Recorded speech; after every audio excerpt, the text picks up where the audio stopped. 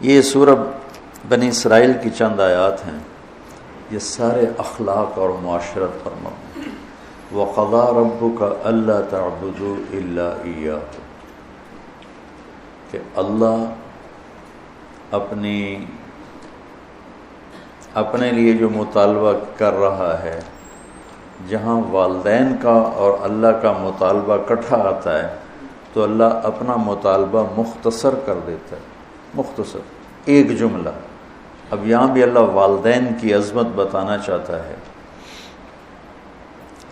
تو اپنا مطالبہ وَقَضَىٰ رَبُّكَ أَلَّا تَعْبُدُوا إِلَّا إِيَّاهُ، کہ اللہ نے یہ فیصلہ کیا ہے کہ تم صرف اللہ کی بندگی کرو۔ وَإِذَا سَأَلْتَ فَاسْأَلِ اللَّهَ، جب مانگنا ہو اللہ سے مانگ۔ وَإِذَا اسْتَعَنْتَ، جب مدد کے لیے پکارنا ہو تو فَاسْتَعِنْ بِاللَّهِ، تو اللہ کو پکارو۔ اور باقی جو فرائض اللہ نے بتائے ہیں، عبادات، وہ اللہ نے فرمایا کہ إِلَّا إِيَّاهُ، تو میرا رب کہتا ہے بندگی صرف اللہ کی ہے۔ اس کے بعد اللہ نے والدین کے حق کو کیا خوبصورت بیان کیا ہے، سب سے زیادہ یہاں خوبصورت کر کے بیان کیا۔ وَبِالْوَالِدَيْنِ إِحْسَانًا، احسان کی بات پہلے ہو چکی ہے کہ والدین کی خدمت کا وہ مقام جس سے آگے کوئی مقام نہ ہو، وہاں تک۔ اس لیے ایک حدیث میں آتا ہے کہ اولاد ماں باپ کی خدمت کا حق ادا ہی نہیں کر سکتے۔ ایک آدمی نے عبداللہ بن عمر سے پوچھا کہ میں نے اپنی ماں کو وہ کندھے پہ بٹھا کے سارا حج کرایا پیدل، تو میں نے اپنی ماں کا حق ادا کر دیا؟ تو انہوں نے فرمایا وَلَا زَفْرَةً وَاحِدَةً، کہ تیری ماں نے تجھے پالتے ہوئے جو تھک تھک کے لمبے سانس، اس کو زفرہ کہتے ہیں، آواز کے ساتھ سانس لینا، کہ ابھی ایک سانس کا حق بھی ادا نہیں ہوا۔ اس کا مطلب یہ نہیں کوئی ایک اور حج کروائے گا تو ایک سانس کا حق ادا ہو جائے گا، یہ کہنے کا مطلب تھا کہ یہ حق ادا ہو نہیں سکتا۔ ایک شخص نے اپنی ماں کو ایران کا صوبہ خراسان، کچھ افغانستان میں کچھ ایران میں، یہاں سے کندھے پر پیدل گیا، ماں کو کندھے پہ بٹھا کر پیدل مکے پہنچا، حج کروا کے عبید اللہ بن عمیر رحمۃ اللہ علیہ سے پوچھنے لگا کہ میں نے ماں کو خراسان سے اٹھایا اور آ کر یہاں میں نے ان کو طواف کروایا، حج کروایا، تو کیا میں نے ماں کا حق ادا کر دیا؟ تو انہوں نے فرمایا وَلَا طَلْقَةً وَاحِدَةً۔ طلقہ کسے کہتے ہیں؟ لہر کو، جو درد کی لہر آتی ہے بچہ پیدا ہوتے ہوئے عورت کے اندر، جو درد، ان لہروں سے بچہ حرکت کرتا ہے، باہر آتا ہے، وہ درد اتنا شدید ہوتا ہے کہ عورتوں کی چیخیں نکلتی ہیں،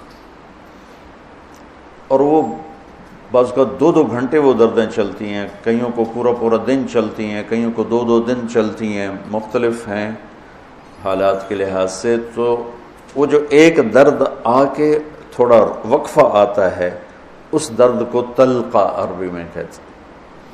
تو وہ انہوں نے فرمایا کہ ابھی اس ایک درد کی لہر کا حق بھی ادا نہیں ہوا۔ تو کیا مطلب ہے کہ دوسرا پیدل کراتا تو ایک لہر کا ہو جاتا؟ یہ ناممکن کے ساتھ جوڑ کر، جس کو تعلیق بالمحال کہتے ہیں، کہ یہ والدین کا حق ادا ہو نہیں سکتا۔ ایک حدیث مجھے یاد آ رہی کہ آپ نے فرمایا کہ والد کے حق ادا کرنے کی ایک ہی شکل ہے کہ اسے غلام دیکھے تو خرید کے آزاد کر دے۔ اس میں بھی یہ اشارہ ہے کہ یہ حق ادا ہو ہی نہیں سکتا، چونکہ جو بھی اپنے باپ کو خریدے گا وہ خود بخود آزاد ہو جائے گا۔ تو وہ شرط لگائی جو ہو ہی نہیں سکتی، تو جب شرط نہیں ہو سکتی تو مشروط بھی نہیں ہو سکتا، نہ نومن تیل جلے گا، نہ رادھا ناچے گی۔ تو یہ جب شرط نہیں ہے تو مشروط نہیں، جب وہ اپنے باپ کو آزاد کر ہی نہیں سکتا، خریدے گا تو خود ہی آزاد ہو جائے گا، تو لہٰذا باپ کا ماں کا حق ادا ہو ہی نہیں سکتا۔ لہذا جتنا اپنے آپ کو کھپا سکتے ہو کھپا لو۔ اما یبلغن عندک الکبر احدہما او کلاہما، اور خاص طور پر بڑھاپے کی عمر میں زیادہ محتاجی ہوتی اور زیادہ ماں باپ کو ضرورت ہوتی ہے، تو اللہ نے خاص طور پر اس عمر کا ذکر کر کے فرمایا کہ اما یبلغن عندک الکبر احدہما او کلاہما، جب یہ بڑھاپے میں آ جائیں، دونوں تیرے زندہ ہوں بڑی برکت ہے، ایک زندہ ہوں تو بھی بڑی برکت ہے، تو فلا تقل لہما اف ولا تنہرہما وقل لہما قولا کریما۔ کیا خوبصورت نصیحت کہ اپنے ماں باپ کے آگے بعض اوقات چڑھ کے بچہ کہتا یہ بھی اللہ تعالیٰ کہتا نہیں کرنی۔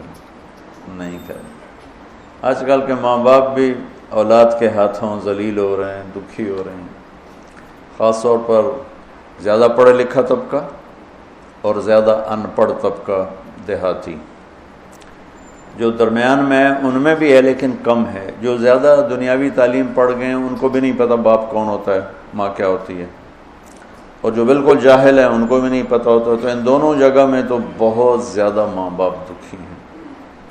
اور بیچ میں کچھ ہے، شکر ہے اللہ کا جو نعمت ہے اس کا، ابھی بھی بہت اولادیں ہیں جو ماں باپ کے فرما بردار ہیں۔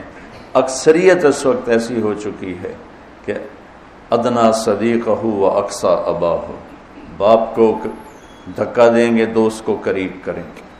تو اللہ تعالیٰ فرما رہا ہے کہ جب یہ بڑھاپے کا شکار ہوں تو ان کے آگے اف یہ اتنا بھی نہیں کرنا، اور نہ ہی کبھی ان کے ساتھ کوئی سخت بول بولنا ہے بدتمیزی کا، ولا تنہرہما وقل لہما قولا کریما، تکلفاً محبت کا بول، نرمی کا بول، آسان لہجے میں ان کے ساتھ بات کرو، کہ کہیں بعض اوقات لہجہ بھی وہ علقمہ کی والدہ کو کیا گلا تھا بیٹے سے کہ میرا بیٹا نافرمان نہیں ہے، یہ اللہ کا بھی فرما بردار ہے اور میرا بھی کوئی ایسا گستاخ نہیں ہے، بس جب بات کرتا ہے تو اتنے سخت لہجے میں کرتا ہے کہ میرا کلیجہ کٹ گیا ہے، اس لیے میں اس سے ناراض ہوں۔ لہجے کی کاٹ آدمی کو مار دیتی ہے۔ وَاخْفِضْ لَهُمَا جَنَاحَ الذُّلِّ مِنَ الرَّحْمَةِ وَقُلْ رَبِّ ارْحَمْهُمَا كَمَا رَبَّيَانِي صَغِيرًا۔ ذل، کمزوری، پستی، جناح پر، یہ عربی محاورہ ہے جناح ذل، اور میں پہلے بھی شاید کبھی آپ لوگوں نے مجھ سے سنا ہو، اس آیت کو میں کسی تفسیر سے نہیں سمجھا ہوں۔ اپنے ماں باپ کے آگے ذلت کے پر بچھا دے، ذلت کے یعنی اپنے کمزور پر بچھا دے۔ ہمارے گاؤں کے قریب دریائے راوی بہتا تھا، اب تو بیچارہ کب کا مٹا گیا۔ تو دریاؤں کا کنارہ جنگل گھنا، سورج نظر نہیں آتا تھا، اتنا درخت ایسے ملے ہوتے تھے۔ تو ہم بالکل اوائل عمر میں ہم وہاں شکار کھیلنے جاتے تھے، سارے کزن مل کر، تو وہ ہم 7-8 ہم کزن ہو جاتے اور باقی نوکر ہوتے، اور وہاں جنگل میں ایک گاؤں تھا بوپڑیاں، وہاں ایک چاچا سردارہ رہتا تھا، ہمارے تایا جان کا دوست تھا، اس کے 2 کچے کوٹھے ہم جا کے قبضے میں لے لیتے، ایک میں سامان راشن نوکر اور دوسرے میں ہم کزنز بھائی وغیرہ ہم اس میں ہوتے تھے۔ تو ہم صبح نکلتے شکار کے لیے اور عصر کے بعد واپس آتے، تو 50-60 تیتر روزانہ ہی ہم مارتے تھے، بے شمار تیتر ہوتا تھا۔ پھر اس کو کسی کو بھون کر کسی کو پکا کر وہ ایک شغل ہو جاتا تھا، تیتر پکدے پہنتے، تیتر بھوندے پہنتے۔ وہ جو چاچا سر جنگل میں چلتے چلتے فجوہ کھلی جگہ آ جاتی تھی، اچھا بالکل پلین، کچھ بھی نہیں وہاں، اور دائیں بائیں اسی طرح گھنا جنگل، تو وہ جگہ ہوتی تھی شکار کی۔ چاچا سردارہ جو تھا مرحوم، وہ تیتری کی آواز نکال لیتا تھا، تو مادہ تے مذکر تھا، مردہ ہی مردہ، مادہ تے نر نے تو جانا ہی جانا۔ تو وہ چاچا وہ جھاڑیاں لے کر نا، جھاڑیوں کے وہ ٹہنیاں کاٹ کے کافی ساری، تو وہ میدان میں تھوڑا سا پیچھے ہو کے بیٹھ کے نا جھاڑیوں کے پیچھے بیٹھ کے تیتری کی آواز نکالتا، تو اس آواز پر نہ ایسے تیتر مست ہو کے نکلتے تھے، وہ ایسے جگہ بھر جاتی تھی۔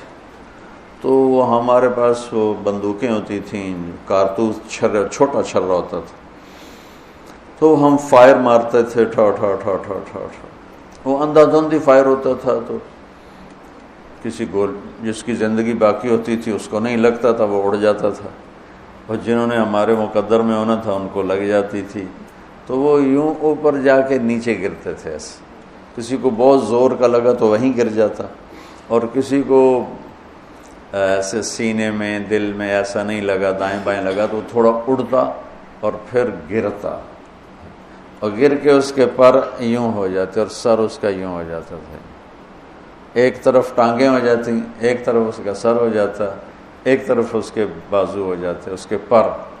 میں اس آیت کو اس منظر سے سمجھا ہوں، جناح الذل من الرحمہ۔ اب کسی تفسیر کی بات نہیں بتا رہا ہوں کہ اللہ تعالیٰ کہہ رہا ہے جیسے پرندہ زخمی ذبح ہونے کے لیے اپنے آپ کو پیش کرتا ہے، ماں باپ کے آگے اپنے آپ کو پیش کرتا ہے، من الرحمہ، محبت کی وجہ سے، رحمت کی وجہ سے، مجبوری کی وجہ سے نہیں۔ تو وہ بھی زبان حال سے کہہ رہا ہوتا ہے، ہن جو مرضی کا باہیں کو کے کھا تو باہیں ایویں کھا، ہن تو میں تیرے حوالے ہاں کہ میرے پروں میں جان نہیں ہے، پروں میں جان نہیں ہے۔ تو یہی تعبیر، ورنہ ہمارے کوئی پر تو نہیں، ہمارے تو بازو ہیں، بازو بچھا دو، ترجمہ تو ایسے ہی کرتے ہیں کہ اپنے بازو بچھا دو۔ بازو بچھانا بھی محاورہ ہے، مطلب ہے کہ ان کے سامنے پوری طرح جھک جاؤ، اور پھر ان کو وقر رب ارحمہما کما ربیانی صغیرا، یا اللہ انہوں نے جیسے مجھے پالا بچپن میں تو ان پر رحم فرما۔ ابو ہریرہ رضی اللہ عنہ روزانہ صبح جب گھر سے نکلتے تو اپنی ماں کو کہتے السلام علیک یا اماں رحمک اللہ کما ربیتنی صغیرا، اور آگے وہ کہ ورحمک اللہ یا بنی کما بررتنی کبیرا، وہ آگے یہ کہتی ورحمک اللہ یا بنی کما بررتنی کبیرا۔ یہ ماں بیٹے کا تعلق۔ اللہ کے نبی نے اس خواہش کا اظہار فرمایا کہ اگر میری ماں زندہ ہوتی اور میں عشاء کی نماز کے مصلی پہ کھڑا سورہ فاتحہ پڑھ رہا ہوتا اور ادھر سے آواز آتی محمد، تو میں اپنی ماں کے لیے نماز توڑ دیتا۔ تو والدین کہا کہ اللہ تعالیٰ نے یہاں بڑا خوبصورت کر کے بیان کیا ہے۔ پھر وآت ذا القربى حقه والمسكين وابن السبيل ولا تبذر تبذيرا ان المبذرين كانوا اخوان الشياطين وكان الشيطان لربه كفورا۔ سخاوت کا باب آ گیا پھر کہ مسکین کو، ضرورت مند کو، حاجت مند کو خرچ کرو۔ خرچ کرنا اللہ سے مانگو کہ اللہ تعالیٰ تمہیں خرچ کرنے کا حوصلہ دے، لوگوں کی خدمت۔ ایک شخص نے آ کر کہا یا رسول اللہ ارید ان اکون خیر الناس، میں چاہتا ہوں سب سے بہترین انسان بن جاؤں۔ تو آپ نے فرمایا کن نافعا للناس تکن خیر الناس، لوگوں کو نفع پہنچایا کر، لوگوں کی خدمت کیا کر، تو سب سے بہترین انسان بن جائے گا، سب سے اعلیٰ درجے کا انسان بن جائے۔ کہ ہر مسلمان کے ذمہ صدقہ ہے۔ یا رسول اللہ نہ ہو کا مزدوری کر کے کما کے پھر کرے، یا رسول اللہ نہ ہو کسی کی بدنی خدمت کرے، یا رسول اللہ نہ ہو کوئی بھلائی کا بول دے، یا رسول اللہ یہ بھی نہ کر سکے تو پھر کسی کو تکلیف نہ پہنچائے، یہ بھی صدقہ ہے۔ صدقہ اتنا ضروری ہے۔ اللہ تعالیٰ نے کسی کو فقیر بنایا، کسی کو مالدار بنایا، کسی کو متوسط رکھا، کسی کو بہت زیادہ۔ یہ اللہ نے ایک پیپر میں امتحان میں ڈال دیا کہ ہم مالدار کو اللہ تعالیٰ کا حکم ہے کہ تو غریب پہ خرچ کر۔ امام زین العابدین کا جب انتقال ہوا تو ان کے انتقال کے بعد پتہ چلا کہ 100 گھروں کی کفالت اٹھائی ہوئی تھی، 100 گھروں کی۔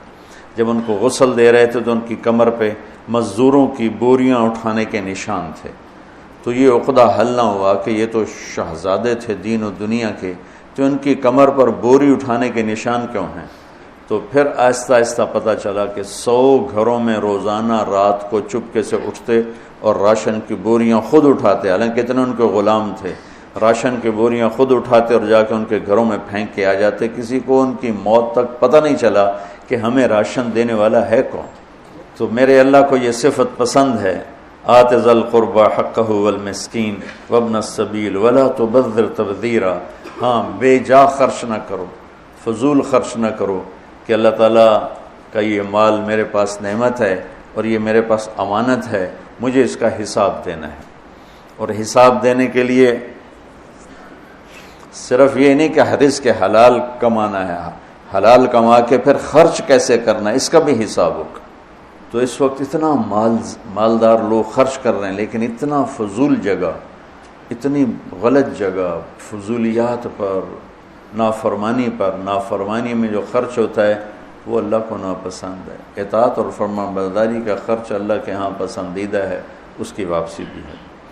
تو اللہ تعالیٰ فرماتے ہیں خرچ کرو لیکن نافرمانی میں خرچ نہ کرو. وَإِمَّا تُعْرِضَنَّ عَنْهُمُ ابْتِغَاءَ رَحْمَةٍ مِّن رَّبِّكَ تَرْجُوهَا فَقُل لَّهُمْ قَوْلًا مَّيْسُورًا. اب آپ کے پاس تو کبھی ہوتا ہی نہیں تھا، لوگ آپ سے آ کے مانگتے تھے. تو اللہ تعالیٰ کتنی رعایت کر رہا ہے مانگنے والوں کی، فقیروں کی. اللہ فرما رہا ہے کہ میرے نبی جب آپ کے پاس نہ ہونا اور آپ نے انکار کرنا ہو تو سختی سے انکار نہیں کرنا، پیار سے انکار کرنا. تو اللہ تعالیٰ فرما رہا ہے اگر تیرے پاس نہیں ہے تو بدتمیز نہ ہونا. سبحان اللہ. میٹھا بول بول کے معافی مانگنا، میٹھا بول بول کے ماذا یہ چلے جاؤ، روز آ جاتے ہو، منہ اٹھا کے آ جاتے ہو، میں کہاں تک تمہیں دوں، یہ اللہ کو ناپسند. اما السائل فلا تنہر. اور پھر آگے اللہ تعالیٰ نے طریقہ بتایا وَلَا تَجْعَلْ يَدَكَ مَغْلُولَةً عَلَىٰ عُنُقِكَ وَلَا تَبْسُطْهَا كُلَّ الْبَسْطِ فَتَقْعُدَ مَلُومًا مَحْسُورًا. میرے نبی آپ خرچ کریں لیکن کچھ اپنے لیے بچا کے رکھیں. یہ کیا خوبصورت دین ہے، کیا خوبصورت طریقہ ہے زندگی ہے.